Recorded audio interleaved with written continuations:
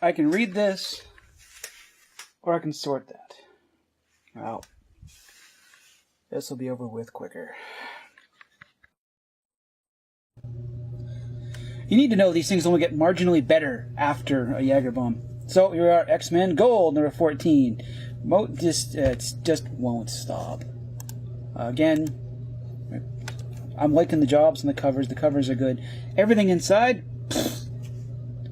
So we're back here. So we're facing off Magneto last time. This is Genesis.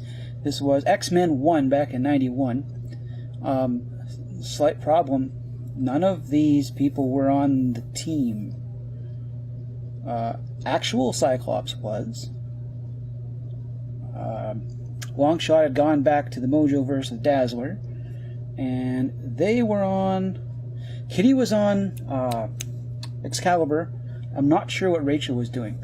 Also, a slight problem. If we're going for nostalgia, I want you to take a good look. So there's Magneto, dressed in a pair of swimming trunks. And in X-Men 1, there's Magneto. He's wearing a pair of tighty-whities, wearing a pair of trunks. But since actual history doesn't mean anything, and this miniseries is just shitting on us, we'll have to go with it. Yeah. Costumes change. I'm not sure.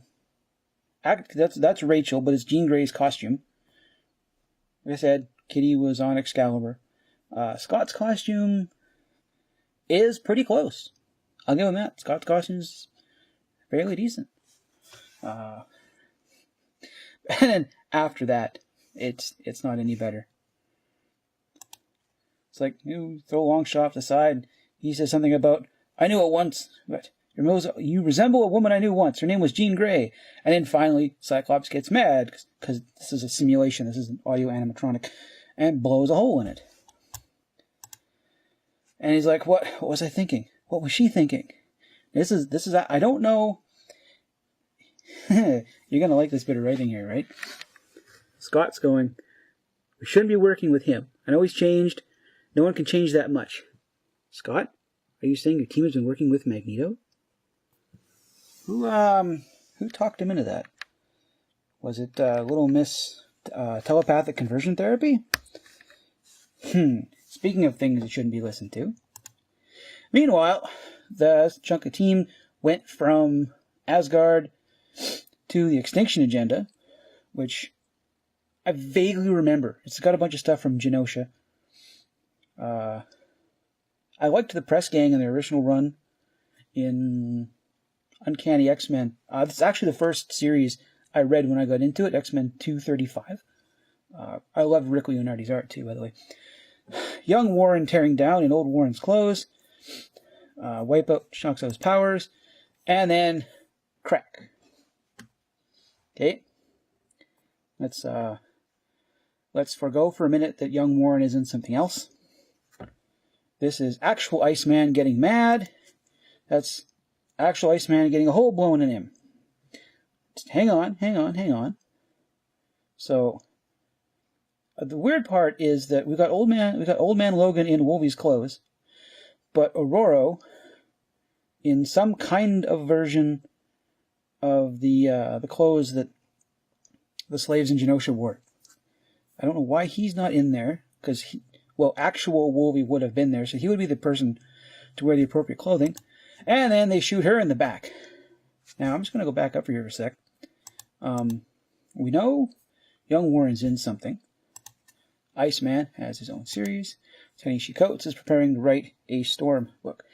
You see these deaths? Nothing. They mean... that frickin' Bloodstorm meant... she introduced her 4 issues ago. Nothing. This all means... nothing.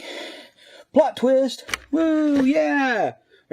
Plot twist! Reminder to self, splice in something from Robot Chicken. What a twist! I know what you're thinking. They'd never kill off these golden geese. These are big sellers.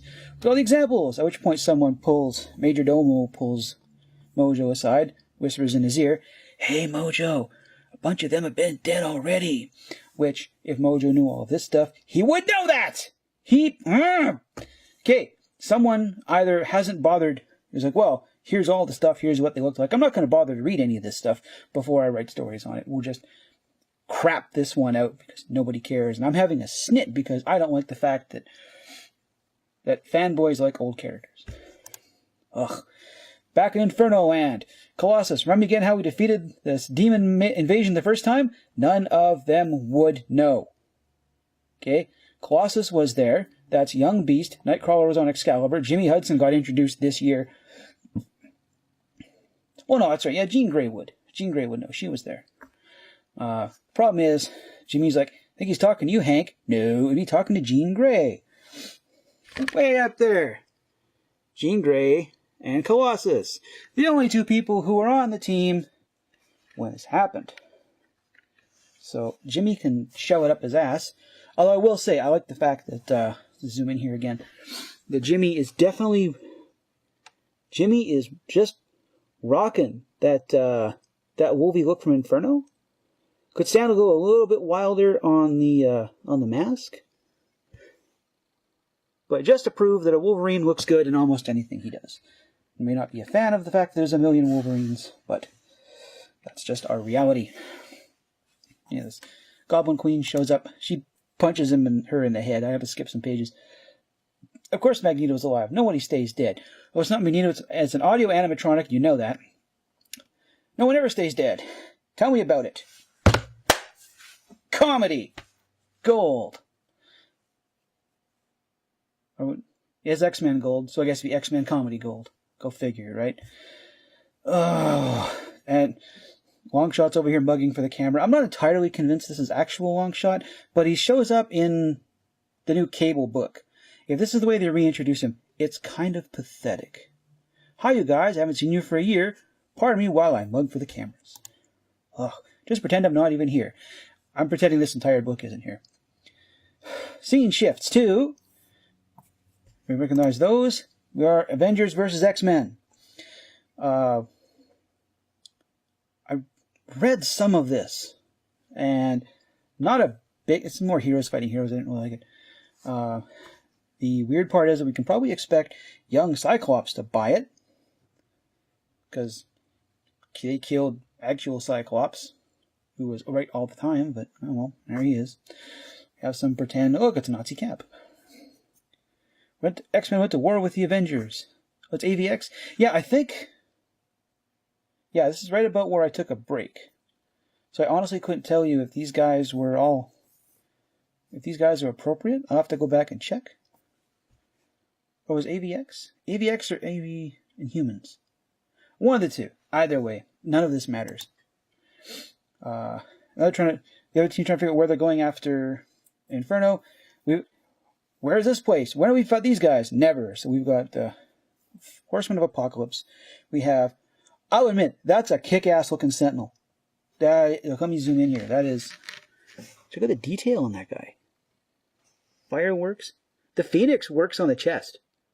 I like that, right? Detail in the knuckles, down in the thigh. That's a good picture.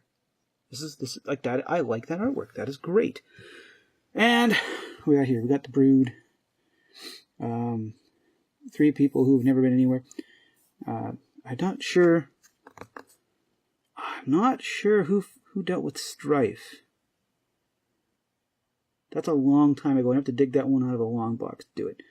But here's the big problem. You see this word right here? That doesn't say concluded. So the big stinking log of nostalgia. We'll just have to swirl the bowl a couple times. Maybe it'll break up eventually, or we'll have to break out the plunger to get rid of it.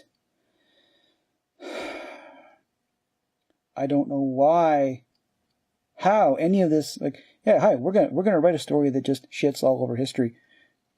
Because fuck the fans. Yeah. This has been another episode of The Great Canadian Neckbeard. If there's something you'd like me to get mad at, leave me a comment. Anything. And I'll see you guys later.